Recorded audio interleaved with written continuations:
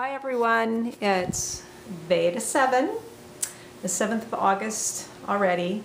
Doing these daily really makes time seem like it's going by faster than it already is.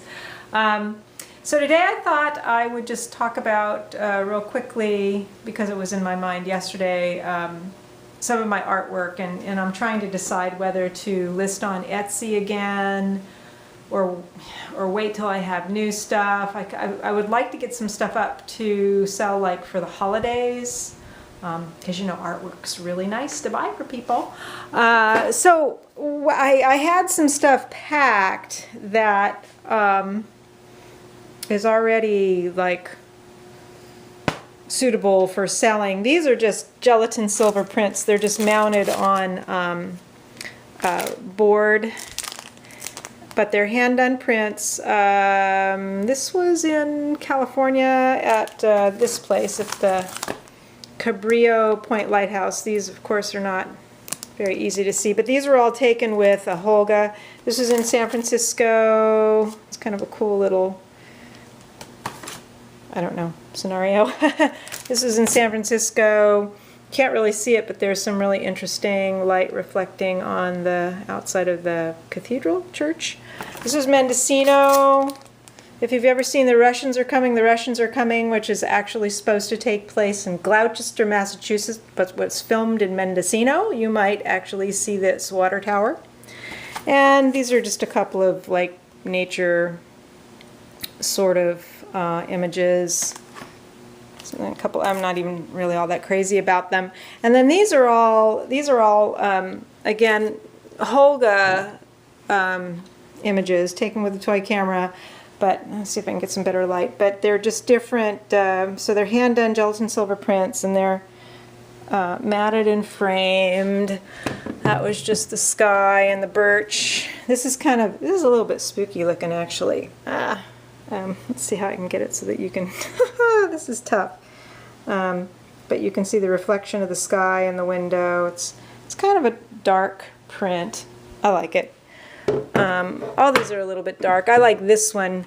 This was Christmas lights and the moon, and it was a long exposure, so you have the clouds sort of moving with the moon there. This one was taken in one of the hillside parks, and it's a double exposure, but I like how it's like there's that mysterious little portal there. I should have called it portal. This was up at Fort Ross, and it's just one of the boulder outcroppings.